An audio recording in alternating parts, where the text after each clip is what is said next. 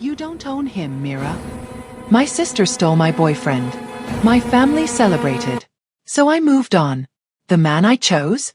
My family's faces when they found out who he was. That's when everything exploded.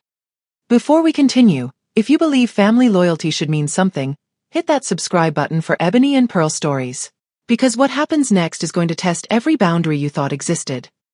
Min Jae and I lasted 10 months. Not quite a year, but long enough that I'd started building futures in my mind. Small ones at first, weekend getaways to Jeju Island, introducing him to my extended family back in Georgia. Then bigger ones involving shared studio apartments in Seoul and maybe eventually something more permanent. He was everything I thought I wanted. Polished where I was raw, ambitious in ways that made my freelance design career feel like a hobby by comparison. When he walked into a room, people straightened their ties. When I walked into a room, people asked if I was lost. We met at an art showcase in Gangnam, one of those rare moments where my digital installations had been featured alongside established Korean artists. He'd stood in front of my work for nearly 15 minutes, head tilted, studying every pixel. When he finally spoke, his voice was soft, measured.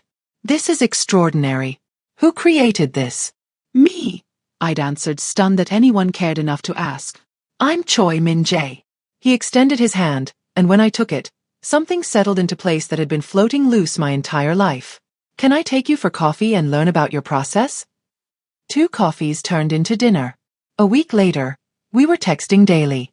6 months later, I was imagining a life I'd never dared to dream before. We took weekend trips to Busan, explored hidden art galleries in Hongdae, and stayed up late talking about building something meaningful together. He made me feel seen in ways I'd never experienced. My sister Jada met him at month 7. I brought him home for Sunday brunch, a Kellerman family tradition that involved too much food, too many opinions, and my mother's thinly veiled critiques about everyone's life choices. Jada had been late, naturally, sweeping in with her signature dramatic entrance, apologizing loudly while ensuring every eye landed on her new designer outfit. "You must be Min Jae," she'd purred, air kissing both his cheeks and lingering just a heartbeat too long. "Myra's told me absolutely everything about you." I watched them interact throughout brunch. Watched her laugh too brightly at his corporate anecdotes. Watched her fingers graze his forearm when she emphasized a point. Watched the way she repositioned her chair, angling herself toward him like a sunflower tracking light she didn't even need. Jada had always been the golden daughter, the confident one, the extroverted one, the one with the impressive corporate marketing position, the one who made our parents glow at charity dinners. I was the creative one, which was family code for, "We're worried she'll never own property." But that afternoon, watching her perform so desperately for my boyfriend's attention, I saw something I'd never noticed before. Jada wasn't confident. She was terrified. Terrified that if she wasn't the most captivating person in every space, she'd vanish completely. I felt sorry for her. That was my first mistake. The cracks started appearing slowly. Min Jae began canceling dates. "Family business emergency," he'd text, or "Father needs me at headquarters," or simply "Let's reschedule."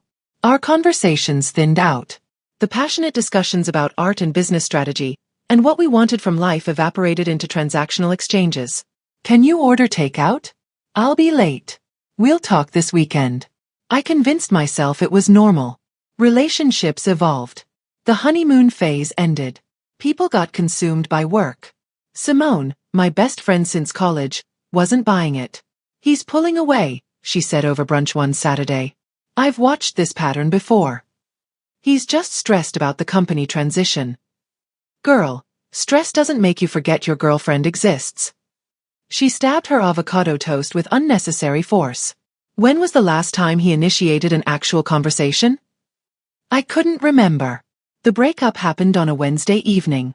He arrived at my apartment, sat on the couch we'd picked out together at a boutique furniture store in Itaewon, and said, "I think we need to discuss where this relationship is heading." My stomach dropped. "Okay. I care about you deeply. You understand that, right?" He wouldn't meet my eyes. "But I think we're pursuing different trajectories. You're focused on building your creative portfolio, and I'm trying to establish myself within my father's organization. Are you breaking up with me? I think we need space to evaluate what we genuinely want." "I know what I want. I want you. I need time." He stood, and I understood with crushing certainty that this had already been decided. This wasn't a conversation. It was a notification. I'm sorry. He left. I sat on our couch and stared at the city lights beyond my window for 4 hours before calling Simone. I'm getting in my car right now, she said immediately. Don't move. I didn't move. I just sat there watching the future I'd imagined dissolve like watercolor in rain. 6 weeks of silence. No calls, no texts, nothing. I buried myself in work, accepting every commission, every collaboration, every project that could fill the Min Jae-shaped void in my chest. Simone dragged me to wine nights and museum trips and kept repeating, "You're going to survive this," until I almost believed her. Jada stopped contacting me altogether during those weeks. No check-ins, no sisterly support. It was odd, but I was too numb to question it. Then came the Instagram notification. I was in bed, mindlessly scrolling before sleep when I saw it. A post from my cousin Shanice, tagged at a restaurant I recognized because Min Jae had taken me there for our 8-month anniversary. The photo showed a long table of family and friends, but my vision tunneled to 2 faces immediately. Min Jae and Jada sitting beside each other, his arm casually draped across the back of her chair, her head tilted toward him, laughing at something he'd said like they shared the world's most intimate secret. The caption read, "Family dinner vibes red heart." My hands started trembling. I clicked to Jada's profile. There, posted 3 hours ago, was a photo of just the 2 of them. Same restaurant. Her hand resting on his chest. His smile wide, genuine, the smile I hadn't seen in months. Caption, "When you choose happiness, everything aligns." The comments overflowed with heart emojis and congratulations. "You two are stunning together. Power couple energy. Finally, someone who deserves you, Jada." Not one person mentioned that he'd been my boyfriend first. That this was a betrayal. That family loyalty should mean something. I called Jada. She answered on the 6th ring. "Hey, what's up? Are you dating Min Jae?" A pause. Then carefully, "You saw the post. Are you dating him?" "Look, I know this seems complicated." "Complicated? You're dating my ex-boyfriend. You two broke up. It's been over a month." Her voice took on that defensive edge I knew intimately. "We just connected. He reached out after you two ended things, and we started talking, and it felt right." "He reached out to you?" "We ran into each other at an event, and it doesn't matter how it started. The point is, you don't own him. You two are finished. You're my sister. And you're being dramatic. God, you always do this. Act like you're the only one allowed to have anything good." Her voice escalated. Maybe he wanted someone who actually celebrates his ambitions instead of making him feel guilty for prioritizing his career. The accusation landed like a physical blow. "I never." "I have to go. Min Jae and I have reservations." She hung up. I sat there, phone in hand, feeling reality tilt sideways. My sister had stolen my ex-boyfriend, and somehow in her twisted logic, I was the villain. I blocked Jada on every platform. I muted the family group chat. I withdrew into my work in my small apartment and the tiny controlled world where my sister's betrayal couldn't reach me. But what I didn't know then was that the universe wasn't finished with me yet. Because sometimes when everything falls apart, you discover something, or someone, you never saw coming. If you can't stand people like Jada who steal from their own family and gaslight you into thinking you're the problem, hit subscribe to Ebony and Pearl Stories right now. Comment what time you're watching this, because only manipulators and backstabbers won't stand with Mira.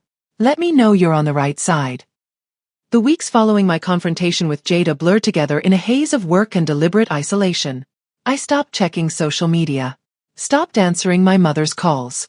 Stopped pretending that family meant anything more than shared DNA and holiday obligations. I poured everything into my design work. Every commission became a refuge. Logos for startups, digital installations for corporate events, branding packages for small businesses. My portfolio grew. My bank account stabilized. My emotional state found a fragile equilibrium somewhere between functional and numb. Simone checked on me daily, sometimes just sitting in my apartment while I worked, her presence a quiet reminder that not everyone I loved had betrayed me. "You're surviving," she said one evening, watching me finalize mock-ups for a tech company's website. "That's enough for now." I nodded, not trusting my voice. Then came the email that would change everything. Subject: Invitation to Design Lead. Annual Choi Foundation Charity Gala. I almost deleted it, assuming it was spam. But something made me open it. The Choi Foundation was requesting my services for their annual charity gala, a high-profile event supporting arts education for underprivileged youth across Seoul. The pay was exceptional. The exposure, career-defining. And the venue was spectacular. A penthouse event space with floor-to-ceiling glass walls, white marble floors, and panoramic views of Seoul's glittering skyline. I accepted before I could overthink it. The first planning meeting was scheduled for the following week. I arrived early, portfolio in hand, mentally rehearsing my pitch. The event coordinator, a sharp woman named Mrs. Park, greeted me warmly and walked me through the space. Mr. Choi will want to approve the visual concepts personally, she explained. He's very particular about the foundation's image. Mr. Choi. Choi Dae-young, the foundation's chairman. My stomach dropped. Dae-young. Min Jae's father. Before I could process this information, the elevator doors opened, and he stepped into the space. Choi Dae-young was nothing like his son. Where Min Jae was polished and calculated, Dae-young exuded a different kind of power, understated, absolute, terrifying in its calmness. Silver hair swept back perfectly. A charcoal suit tailored with precision. Sharp features that could have been carved from stone. But his eyes, dark, observant, impossibly steady, held something I hadn't expected. Kindness. He crossed the room with measured steps, and Mrs. Park introduced us. Mr. Choi, this is Mira Kellerman, our lead designer. Ms. Kellerman. His voice was deep, controlled. He extended his hand, and when I took it, his grip was firm but not dominating. I recognize you. My heart hammered. You do. From my son's life. He released my hand, his expression unreadable. I owe you an apology. I blinked, confused. For what? Not for the relationship ending. That was between you and Min Jae. But for how you were treated. The disrespect. The humiliation. His gaze held mine. That was unacceptable. I stood frozen, unsure how to respond. No one in my family had acknowledged my pain. No one had apologized. And here was this man, this powerful, allegedly dangerous man, offering the validation I'd been starving for. Thank you, I managed quietly. He nodded once, then turned his attention to the event space. Mrs. Park tells me you have exceptional vision. Show me what you're thinking. For the next hour, I presented my concepts. Projection mapping across the glass walls, digital installations that would transform the space into an immersive art experience, lighting designs that would highlight the city skyline while keeping focus on the foundation's mission. Dae-young listened intently, asking thoughtful questions about symbolism, accessibility, and emotional impact. He didn't just want beautiful visuals. He wanted meaning, purpose, connection. You understand what this event represents, he said finally. Not just wealth on display, but transformation. Opportunity. That's rare. Art should open doors, I replied. Not just decorate rooms. Something shifted in his expression. Approval, perhaps, or recognition. I agree completely. As Mrs. Park escorted me out, Dae-young stopped me at the elevator. Ms. Kellerman, if you need anything during this process, resources, connections, clarity, contact me directly. He handed me a business card with a personal number handwritten on the back. I value genuine talent. You shouldn't have to fight for the respect you deserve. I clutched the card, overwhelmed. Thank you, Mr. Choi. Dae-young, he corrected gently. We'll be working closely together. Over the following weeks, our communication became consistent. What started as project updates evolved into deeper conversations. About creative vision, yes, but also about pressure, expectations, and the weight of disappointing people who claim to love you. Dae-young shared wisdom earned through decades of leadership, acknowledging mistakes he'd made with his own son, the distance he'd allowed to grow between ambition and humanity. I pushed Min Jae toward image instead of substance, he admitted during one late-night call.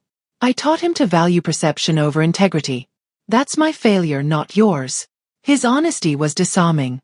This man, rumored to control one of Korea's most powerful underground networks, whispered about in business circles with equal parts fear and respect, was nothing like the ruthless figure people described. He was thoughtful, grounded, present. His steadiness became an anchor in the chaos my life had become. Simone noticed the change. You're smiling again, she observed one evening. What's different? I'm just focused on good work, I deflected. But it was more than that. For the first time since the betrayal, I felt seen, not as the girl who got dumped, not as the sister who got replaced, but as Mira. Someone with talent, perspective, and value. The gala preparations intensified. Dae-young and I met frequently, reviewing designs, discussing logistics, refining details. Our conversations extended beyond the project. He asked about my artistic influences, my childhood, my dreams before Min-jae. People began to notice. Mrs. Park's assistant whispered to event staff. Photographers at site visits lingered on us a beat too long. Online forums dedicated to Seoul's elite started speculating about Choi Dae-young's new interest. I tried to ignore it. This was professional, respectful, meaningful. But even I couldn't deny that something was forming between us. Something I hadn't looked for, hadn't expected, and definitely hadn't planned. Something that felt dangerously close to clarity in a life that had only known chaos. And as the gala date approached, I realized the rumors were just beginning. Because in Seoul's world of power and perception, nothing stays private for long. If you believe people deserve respect regardless of their circumstances, subscribe to Ebony and Pearl Stories and comment, "Everyone deserves dignity." Because what happens next is going to shake everything. Only people like Jada who thrive on tearing others down won't stand with Mira. The gala was 3 weeks away when Jada and Min-jae went fully public.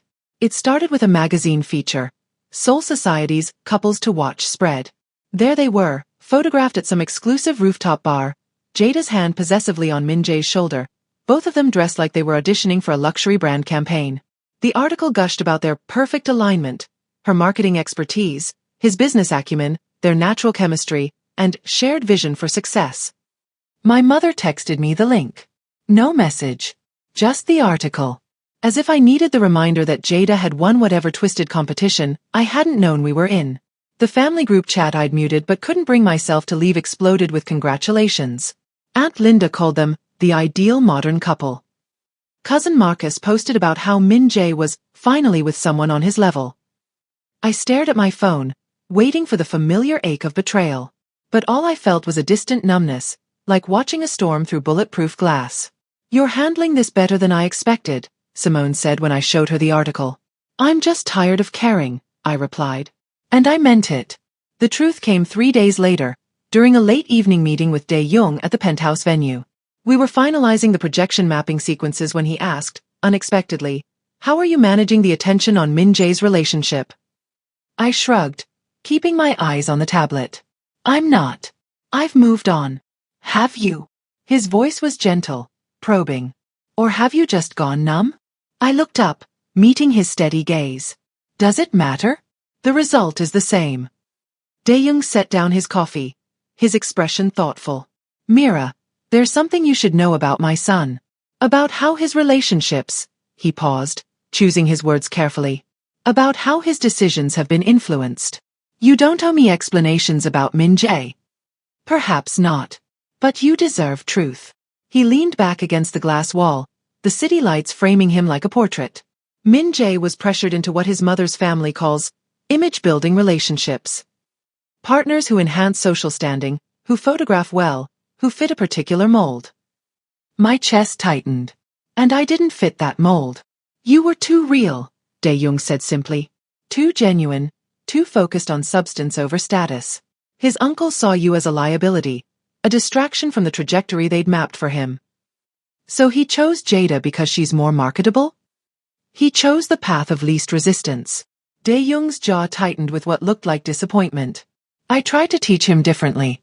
Tried to show him that integrity matters more than image. But I failed him in that regard. The revelation should have hurt more. Instead, it just made everything make sense. Min-jae's sudden distance, his vague excuses, the way he couldn't meet my eyes when he ended things. He didn't even have the courage to choose for himself, I said quietly. "No," Dae-young agreed. He didn't. We stood in silence for a moment, the weight of that truth settling between us. Then Dae-young did something unexpected.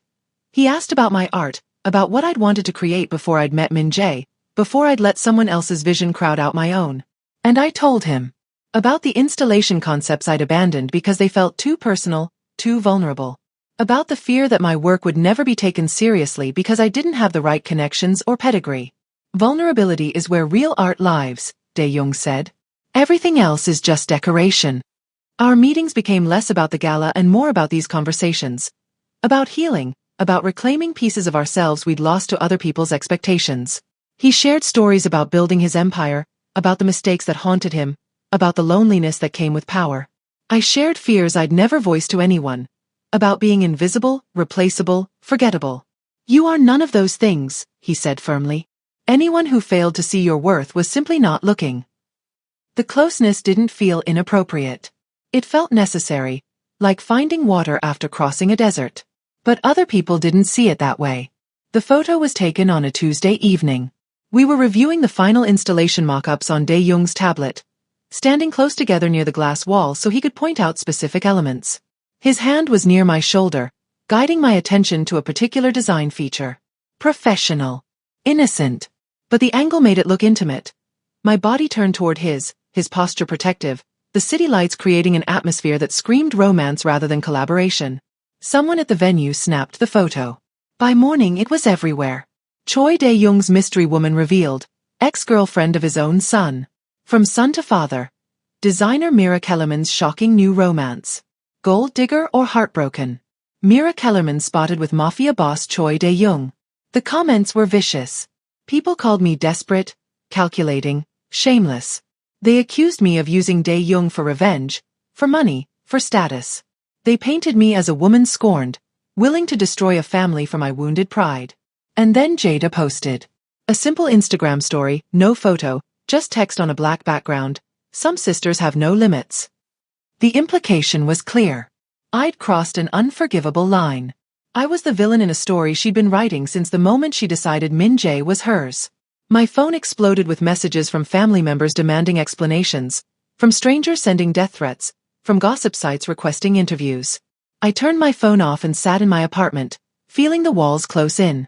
When I finally checked my messages hours later, there was one from Dae-Young. Don't read the comments. Don't apologize for existing. I'm handling this. And he did. A press statement from the Choi Foundation.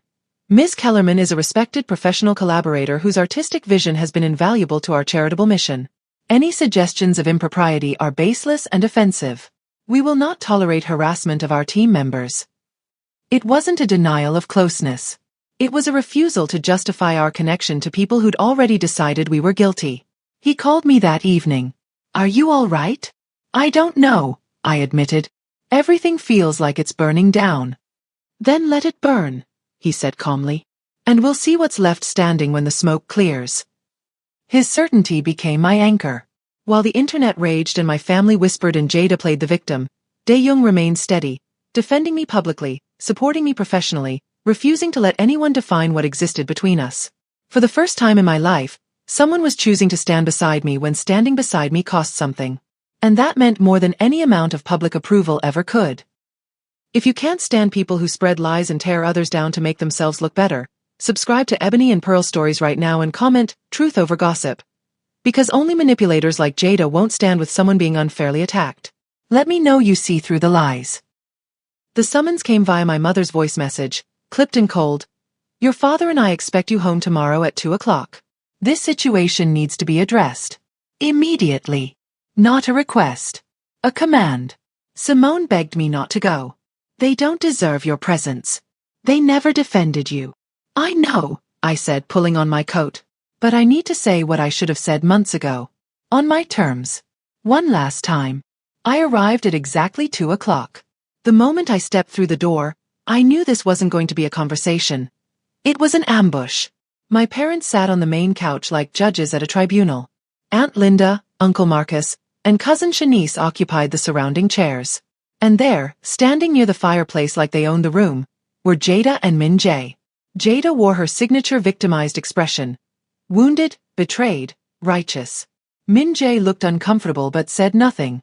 Sit down, Mira, my father said, gesturing to the single chair they'd positioned in the center of the room. Isolated. On display. I remained standing. I'll stand, thanks. My mother's lips pressed into a thin line. We need to discuss your behavior. This situation with Min Jae's father. Choi Dae-Young, I corrected. His name is Choi Dae-Young. You've been photographed with him, Aunt Linda interjected, voice dripping with scandal. In compromising positions. Do you understand how this looks? We were working, I said calmly. On a charity gala. Professionally. Professionals don't stand that close, Jada hissed. You're chasing an older man for money and status because you couldn't keep Min Jae. The room waited for my reaction. 4 tears, for anger, for the defensive scrambling they expected. Instead I laughed. Quietly. Bitterly. You really believe that, don't you? I looked directly at Jada. You've rewritten the entire story in your head. Made yourself the hero. I'm not the one sleeping with my ex's father. I'm not sleeping with anyone, I cut her off. But let's talk about the actual betrayal in this room, since we're all here. The temperature dropped. I turned to face everyone. Jada started dating my ex-boyfriend, not a stranger, not someone I casually knew, but the man I loved, within weeks of our breakup. She pursued him while we were still together, flirted with him at family dinners, and then convinced herself she did nothing wrong. We fell in love, Jada started. You fell for the attention, I interrupted. Because you're so terrified of being anything less than the favorite that you'll take whatever I have just to prove you can. Jada's face flushed red. That's not. And Min Jae. I turned to him. You didn't choose Jada because you loved her. You chose her because she fit the image your family wanted. Because she was marketable. Because I was too real, too complicated, too inconvenient for whatever social climbing plan your uncles had mapped out. Min Jae's jaw tightened, but he didn't deny it. And all of you, I swept my gaze across my family, congratulated them, celebrated them, posted heart emojis and talked about how perfect they were together. Not one of you asked how I felt. Not one of you acknowledged that your daughter, your niece, your family member had been humiliated and replaced. You need to move on, my mother began. I have moved on, I said firmly. I found work that matters. I found people who respect me. I found clarity in the ruins you all helped create. And somehow, that's the problem? That I'm not crying anymore? That I'm not begging for your approval? You're making a fool of yourself with that man, my father said harshly. Choi Dae-young is dangerous. He's involved in. He's treated me with more respect in 2 months than this family has shown me in 2 decades, I said quietly. Whatever he is, whatever he's involved in, he's never made me feel small. He's never dismissed my pain. He's never chosen someone else's happiness over basic human decency. The room fell silent. I'm done justifying my existence to people who never valued it in the first place, I said, walking toward the door. Jada can have Min Jae. You can all celebrate their perfect, shallow, image-obsessed relationship. I'm building something real. If you walk out that door, my mother threatened. Then I walk out, I said simply. And you'll have to live with the fact that you chose gossip over your daughter. I left. No tears. No second-guessing. Just the cleanest break I'd ever made. The next morning, I was making coffee when my doorbell rang. I opened it to find Choi Dae-young standing in my hallway, perfectly composed in a dark suit, flanked by 2 silent men in equally sharp attire. Good morning, Mira, he said calmly. I'm heading to visit your family. I thought you should know. Dae-young, you don't have to. I do, he said simply. Disrespect has consequences. I learned what happened from Simone, who heard it from cousin Shanice, who'd been there. Dae-young arrived at my parents' home at exactly 10 o'clock. Formal. Polite. Terrifying. He'd sat in their living room, accepted tea, and spoken with a kind of quiet authority that made grown men remember their mortality. I'm here regarding Mira Kellerman, he'd said. I understand there was a family meeting yesterday. One in which she was treated with considerable disrespect. My father had tried to explain, to justify, to minimize. Dae-young had simply raised one hand, and the room fell silent. Mira is a woman of exceptional talent and character, he'd continued. She's been professional, creative, and gracious despite facing cruelty from people who should protect her. I'm here to make clear that her treatment is unacceptable. He hadn't threatened. Hadn't needed to. His presence alone, the weight of his reputation, the silent men standing behind him, the cold certainty in his voice, had communicated everything necessary. If I hear of any further disrespect, he'd said, standing to leave, there will be consequences. Do we understand each other? They'd understood perfectly. That evening, Min Jae showed up at Dae-young's office building. Security called ahead, but Dae-young agreed to see him. I wasn't there, but Dae-young told me later what happened. Min Jae had stormed in, furious and unraveling. You take everything from me, he'd shouted. Every opportunity, every accomplishment, Every relationship. You overshadow all of it. And now you're taking Mira just to prove you can. Dae-young had remained seated, unmoved. I haven't taken anything from you. I've simply recognized value you were too shallow to appreciate. You're doing this to humiliate me. I'm doing this because Mira deserves respect, Dae-young had said firmly. Something you failed to provide. You treat women like accessories. Things to enhance your image. That's not love. That's collection. And what are you doing? You're 25 years older than her. I'm treating her like a human being, Dae-young had said, voice hardening. I'm supporting her talent. I'm defending her dignity. I'm offering friendship without expectation. Can you say the same about anyone you've dated? Min-jae had no answer. You need to decide who you want to be, Dae-young had continued. A man who builds substance or a boy who chases image. But leave Mira out of your identity crisis. Min-jae had stormed out, Jada following close behind, her confidence finally cracking. My life changed permanently after that day. My family stopped calling. The gossip reached a fever pitch, then slowly died. People moved on to newer scandals. But I remained standing, redefined, rebuilt, and finally free. The implosion of Jada and Min-jae's relationship was spectacular, public, and entirely predictable. It started with jealousy. Jada couldn't stop obsessing over the photo of Dae-young and me, couldn't accept that Min-jae's father had chosen to defend me instead of condemning me. Every conversation between them apparently devolved into accusations, her insisting he still had feelings for me, him resenting her constant need for validation and attention. Then came the insecurity. Min-jae, emasculated by his father's intervention and humiliated by the public nature of their conflict, started pulling away from Jada exactly the way he'd pulled away from me. Cancelled dates. Short responses. Emotional distance. Jada, desperate to hold on to what she'd stolen, became increasingly erratic. According to Simone's sources, because apparently the family gossip network still functioned perfectly, she'd shown up at Min-jae's office unannounced, called him at all hours, demanded he publicly defend their relationship against the lies about me and Dae-young. The final explosion happened at a corporate dinner. Jada had accused Min-jae of using her to get back at his father. Min-jae had accused Jada of only wanting him because he belonged to someone else. They'd screamed at each other in front of colleagues, family, and business associates, both claiming the other had betrayed them, both revealing the hollow foundation their relationship had been built on: competition, insecurity, and spite. It ended the same way it began. Ugly. Public.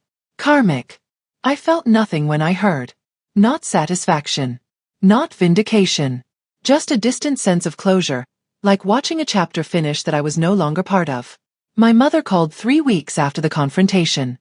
Not to apologize, never that, but to check in. People are asking questions, she said carefully. About the family.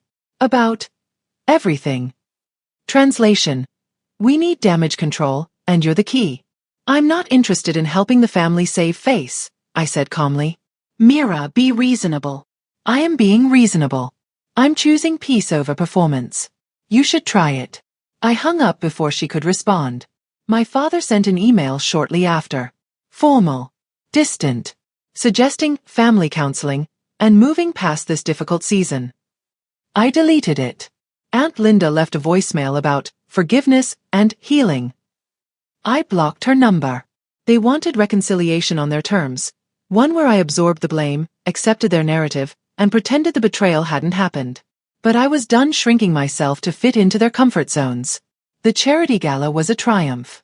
My installations transformed the penthouse space into an immersive experience that left guests speechless.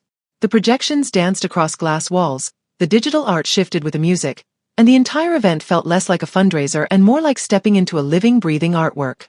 Dae-young found me near the end of the evening, standing by the windows, watching the city lights blur with exhaustion and satisfaction. You created something extraordinary, he said quietly. We created it, I corrected. You trusted my vision. I trusted you, he said simply. There's a difference. He extended another opportunity. Leading the visual design for a new cultural center the Choi Foundation was launching. A permanent installation. A legacy project. Full creative control. I don't want you to feel pressured, he added. But I believe in what you create. And I think you deserve a platform that matches your talent. I accepted without hesitation. Over the following months, we worked together frequently. Professionally. Respectfully. He never crossed boundaries, never made assumptions, never treated our connection as anything other than what it was. Two people who'd found understanding in unexpected circumstances. He became a mentor, an advocate, and eventually, a friend. Not a replacement for what I'd lost, but something entirely new. Something built on mutual respect rather than need. 6 months after the confrontation, I stood in a soul gallery at my first solo exhibition. The walls displayed my most personal work, digital installations exploring identity, betrayal, transformation, and reclamation.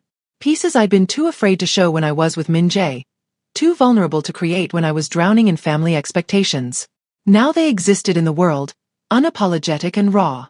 The gallery was filled with strangers, critics, collectors, and a few carefully selected friends. Simone stood near the entrance, beaming with pride. Mrs. Park from the foundation had come with several colleagues. And near the back, deliberately unobtrusive, stood Choi Dae-young. He didn't approach me during the opening. Didn't draw attention to himself. Just observed quietly, offering a single nod of approval when our eyes met across the room. He wasn't there as a rescuer or a romantic interest or a statement. He was there as what he'd always been. Someone who saw my worth when I'd forgotten it existed. After the last guests filtered out, I stood alone in the gallery, looking at my work illuminated against white walls. These pieces represented everything I'd survived. The heartbreak, the betrayal, the family rupture, the public humiliation. But they also represented everything I'd become. Someone who no longer measured her value by others' approval. Someone who created from authenticity rather than fear. Someone who understood that being underestimated was sometimes the greatest gift, because it meant you could build yourself exactly as you wanted, without the weight of others' expectations. I wasn't Jada's shadow anymore. Wasn't Min Jae's discarded girlfriend. Wasn't my family's disappointment. I was Mira Kellerman. Artist. Survivor. Architect of my own identity. The world still gossiped occasionally. My name still appeared in articles about the Choi family, still sparked speculation and judgment from people who didn't know me. But their opinions had lost their power. Because I'd learned the most important truth. The only validation that matters is the kind you give yourself. Dae-young appeared beside me as I stood contemplating my favorite piece. A digital installation titled Reconstruction. It showed a figure rebuilding herself from fragmented light, piece by deliberate piece. "You've found yourself," he observed. "I've created myself," I corrected. "There's a difference." He smiled, understanding completely. "That's always been the difference between you and everyone who underestimated you. They waited for permission. You simply began." We stood in comfortable silence, two people who'd found clarity in chaos, watching the city lights beyond the gallery windows. Everything had exploded. My relationship, my family, my reputation, my sense of who I was supposed to be. But from those ashes, I built something no one could take from me. A life that was entirely, unapologetically, finally mine. If you believe in rebuilding yourself on your own terms, no matter who tries to tear you down, subscribe to Ebony and Pearl Stories and comment, "I choose myself." Because only people trapped in others' expectations won't stand for authentic transformation. This is Myra's story. What will yours be?